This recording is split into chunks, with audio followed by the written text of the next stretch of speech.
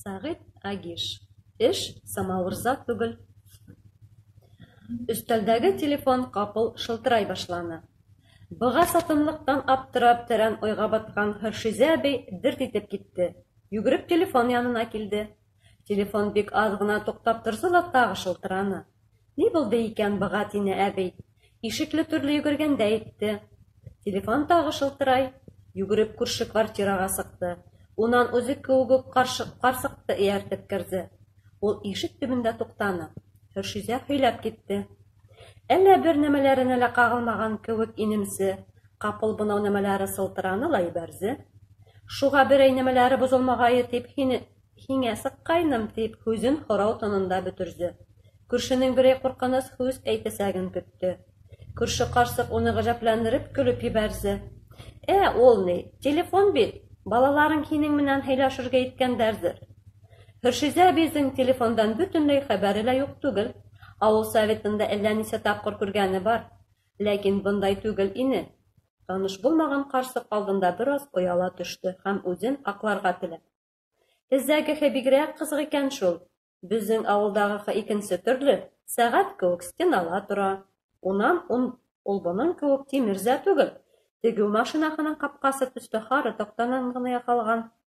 Шул һүҙҙәрҙе һөйләгәндә тағы ла телефон шылтыраны. Был юлы Хөршизә ҡарсыҡ та ҡурҡманы. Күрше ҡарсыҡ трубканы алып тыңланы һәм Хөршизәгә ҡунды. Киленең һине саҡыра. Хөршизә көтөлмәгән уңайһыҙлыҡ сығыр тип алырға теләмәне. Ҡуй, күрше, үҙең һөйләш тә ҡуй, һөйләшә белеп булмас. Ул теләр-теләмәс кенә трубканы алды. Унда ысынлап та килене ине. Ҡәйнәм, был һинме? Эйе, килен, мин үзем. Мин ял ваҡытында ғына һөйләшәм. Киткән саҡта әйтеп китергә онотҡанмын. Асығып китһәң, сәйнүкте плиткәгә ҡуйып, сәй ҡайнатып ал, духовкала ашарға бар.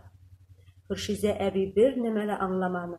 Тик һөйләшеү ғазабынан ҡотолоу өсөн трубканы өҫтәлгә һалды. Күрше ҡарсыҡ, унда ҡуйма, тине һәм трубканы үҙ урынына ҡуйҙы.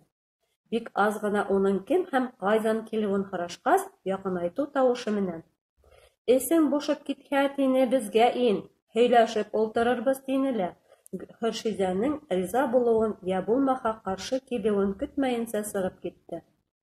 Хөршизә тәҙрә янына килеп ултырҙы. Тәҙрәнән ҡышҡы ҡаланы күҙәтә башланы.